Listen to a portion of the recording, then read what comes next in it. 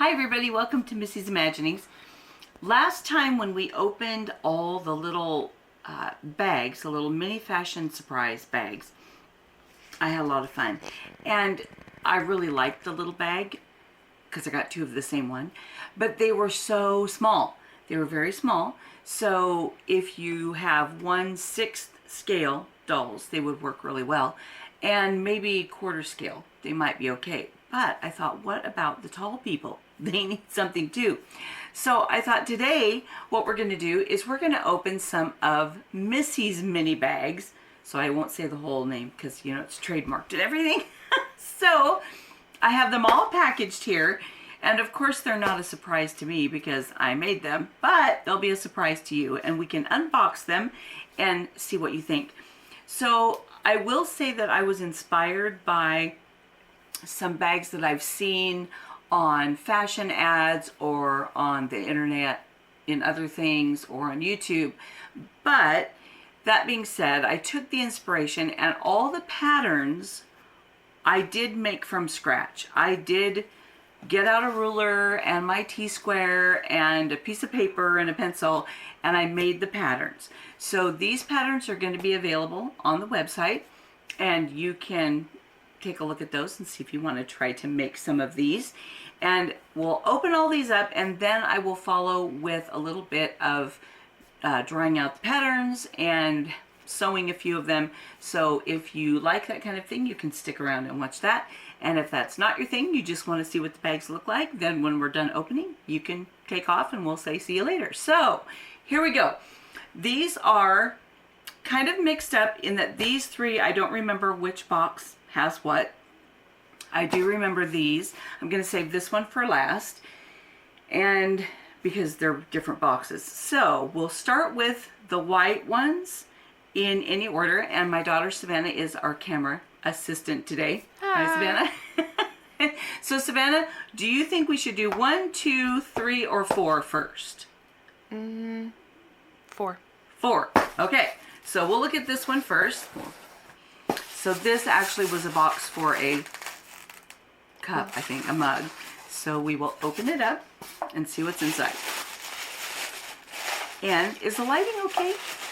I think so. Okay. So. It shifted a little bit when I actually hit record. It like kind of put an effect on it, but it looks I nice. just want to be able to see details. So here is our first little fashion bag, and it looks like this. So there are pockets in the front and embroidered detail on each side. I did not do the embroidery. It's from a fabric that I used in one of the ball gowns. Then we have a faux leather trim and grommets at the top with a double drawstring. And so it opens up to be this wide at the top. And then here's the back. So this is just a little bucket bag that has a drawstring top. So that's the first little bag, and it also has the faux leather on the bottom. So that's our first little bag. So I really like this one. I think it looks just quick and casual, and for the 3rd scale, it is a really good size. So if you like these patterns and you want them smaller, you could always reduce the pattern on a copy machine. Just reduce it to like 75% of whatever the normal is, and then you'll get a smaller version of the pattern. So on the 3rd scale, it is between 1/4 inch and 3/8 of an inch seam allowance. Sometimes it might be a little bit tweaked, but for the most part, that's what it is. So there's our first little bag. Okay, so there we go. So hope you like that one. I had fun making this one. I just like that design and it's fun to sew. Then we have 1, 2, and 3. So which one's next, Savannah? 1. 1. Okay. I guess I could leave this to the end because we're doing that at the end. So our next little box. Yeah, like that one. Yeah. And I just had fun packaging these and everything, so it was just fun. Okay, so here we go. We'll take out our next little bag. Oh, I guess I should be careful of the candle flame. So I don't know. I just thought we'd have some ambiance and set tissue paper on fire with our little generic IKEA candle. It does smell good though. Okay, so which one is this? Aha.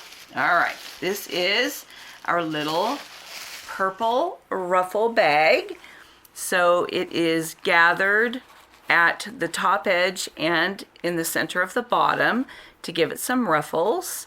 And it's the same on the back. It has a little slight yoke at the top. The handle is just attached, sewn to the sides. The sides and the bottom are all one piece. And then this little is not actually a buckle, it's a snap. So then it opens up. So there we go. So the buckle is just aesthetic. I hope I said that word right. So that it can close. But I thought just a snap left it kind of bland looking, and it just needed a little bit of bling just to kind of spruce it up. But this is our little ruffle bag with a little shoulder strap. So there we go. There's bag number 2. Da, da, da. I had fun sewing that one too. This one was a challenge. I will come back to this one. I started this one at work, and the machines were almost too big and the thread too large and the needle too large to get some of the detail done. And it was a little frustrating because the gathering kept wanting to slide out because the thread we use at work is waxed. And so it kept wanting to slide off of there. So I did have to finally tie it at one end and then push the gathers and then hold them really tight while I tried to put it together with the bottom piece. So that was a bit of a challenge. So then next time if I make this bag, I'll just use the other machine here at home. And behind me, I don't know if you can tell, Samantha, you could angle the camera. We have a weird thing going on because we're still in the middle of renovations, and we have the new flooring in the kitchen. It goes down the hallway. The bathroom is not finished yet, but it's still in the process of getting all this stuff done from when we had our water leak and it destroyed a bunch of flooring. So that's why my kitchen table is in the living room and the kitchen is way behind me. So yeah, but you don't want to see what's going on around because we have everything pushed everywhere with a path to go through because they haven't replaced the trim. And I don't want to put all the furniture back because then we'll just have to move it again when it comes to put all the baseboard trim on. So for now, we are shuffling like crazy and it's driving us crazy. But there we go. Okay, so next we have 2 or 3. I think that was 3. 2. 2. All right. And is the lighting still okay? It looks like we're losing yeah, daylight. Yeah, it's getting darker. Okay. Let's see. Why don't you go ahead and hit stop, and then we'll open the window blinds a little bit and get a little bit more light. So here's our next little box. We'll open it up. Oh, we have a little. It just says free bag patterns available at Missy'sImaginings.com. So you can go over there and look if you want to see what's in here. All right, here's our next little bag.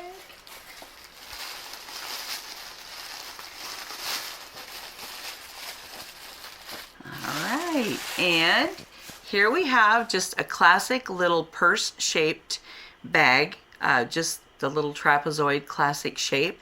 It is a faux leather with a little bit of a linen finish, so it is a little bit textured.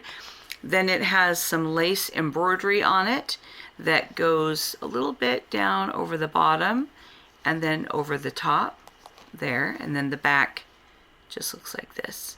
So, and then it is has a bead embellishment here at the closure, and it closes with a snap, and then it's about that big inside. So there we go. So this one has the entire body is one piece, and then it has side pieces that are put on separately. So those pieces are sewn here and then up the sides, at the bottom and up the sides, and then the band is sewn to the side piece like that. So that's sewn on there. So it just has a shoulder strap, so it's very simple, but this is a fun bag if you want something that just looks very traditional, or if you want it to look just like simple elegance for an evening out. And I thought the the little bit of green in the sequins looked really nice on the green faux leather. So I just kind of like the combination of there. So the lace is hand appliqued, just like, or this one's hand appliqued. This one I did with a, no. Did I do that with a machine? I might have done this one with a machine, but I did this one by hand. So there's 3 of our little bags so far. We'll lean that one up there. Okay, so now we'll come to number 4. Okay. Because we know the brown box is going to be last. So number 4. And I have to think, what? Oh, I know it's. I think, what else did I make? I don't remember. Okay, so this one is an idea that I saw that was on YouTube, but it was for people size. It was not for doll size. So I did make this pattern myself in order to have it be the right size for a doll. So here is our next little bucket bag. So this also has faux leather. It's done in 2 colors, the yellow and then I don't know, reddish brown, I guess. Then it has the beaded cord that is a drawstring. And right now I have it tied just with 1 loop to keep it up. You don't have to knot it at all with this kind of cording. Then this will slide down, and then the bag can open like so. And it does open to be a circle. And then on the side pieces, there is one of the pleats is sewn together in order to put a piece that holds the ring for the strap. I'm kind of making a shadow. So these are, want me to come over here? Maybe that's a little bit easier. So there is a little jewelry ring here, and it's just a little triple loop like you have on a keychain.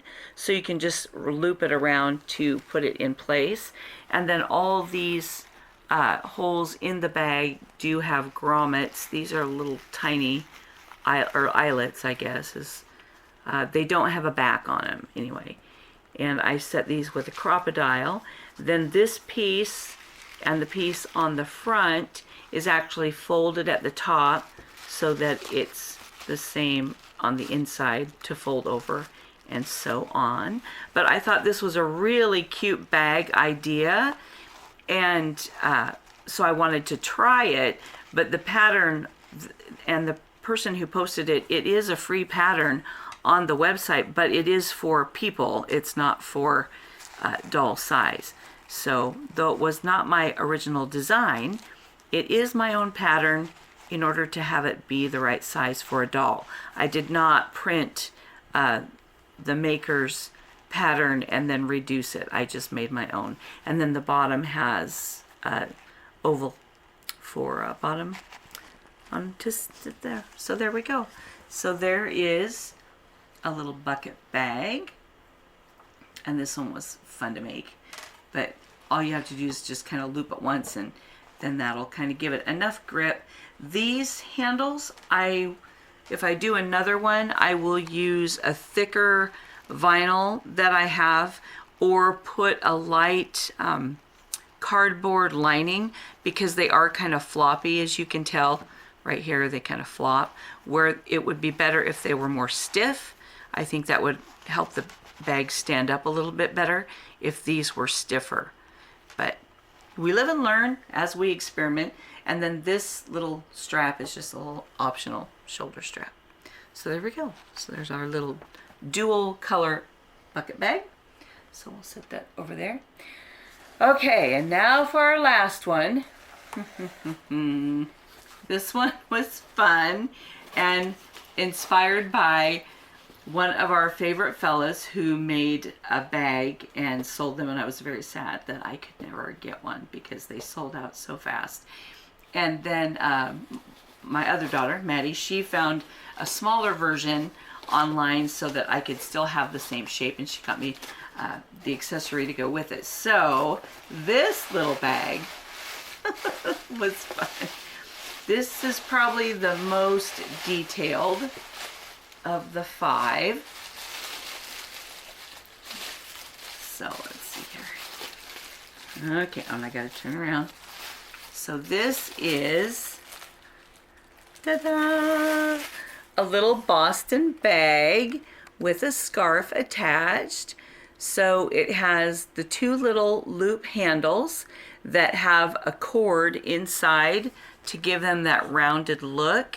And on the pattern, it says after you sew the top stitching to put the cord in, then you trim the seam allowance away. So don't try to make it this tiny and then put a cord in, because you'll just fight with your machine. So if we untie the little scarf, and this is going to be difficult because my fingers are really dry and they keep wanting to snag the scarf. So let's see if I can untie it. And I don't have my glasses on, so it's hard for me to see what I'm doing. Okay, there we go. So this is just a little silky scarf. So that's just a rectangle, and not any particular size or measurement. I just cut it in the shape of a rectangle and hemmed all the way around it so that I would have a pretty little scarf to tie on my bag. So then we'll take a look here. These are little... Oh, it's zooming in. Did I do that? I don't know. Whoops. Go back. Okay. Are you ready? Okay. So me. These little pieces are a folded piece that is then top stitched to the side of the bag before you assemble it on each side. And then once it's assembled, then I put in the rings and added the handle. And then there's also the same little design on the end pieces for the shoulder strap. And this you could make longer if you like. You could put a buckle on it if you like. So that's on each end. Then there's the same kind of handle on both sides. This bag also features a zipper. So it has a zipper opening. So this one was just kind of fun, and it just had that little bag, travel bag look that I wanted to do. And so that way we have an actual little Boston bag with the slight, it's more of a straight cut on the front, but then it does have the rounded shape for the ends, which is just kind of a classic look. The end, the bottom, and the end is all one piece. And then the sides are sewn on here. And then, I put the zipper in first, and then sew these on, and then sew the ends onto the sides and the top. So there we go. There's our little Boston bag and accompanying fashion scarf. So we'll bring them all into view here. So there we go. There we have Missy's Imaginings mini bag haul and pattern set. So this will all be in one pattern. You won't have to get a pattern for each bag. It's all part of the same pattern set. And they will be labeled like bag number 1, 2, 3, 4, 5. Sorry, I hit my elbow on the table and your footage got all shaky. Earthquake. Hold on, everyone. So they will all be together in one pattern. And so if you enjoyed this, let me know. Go ahead and put a like down there and let me know in the comments if this was something you enjoyed and if you think you'll try making some bags. And yeah, I'll see you next time. Bye.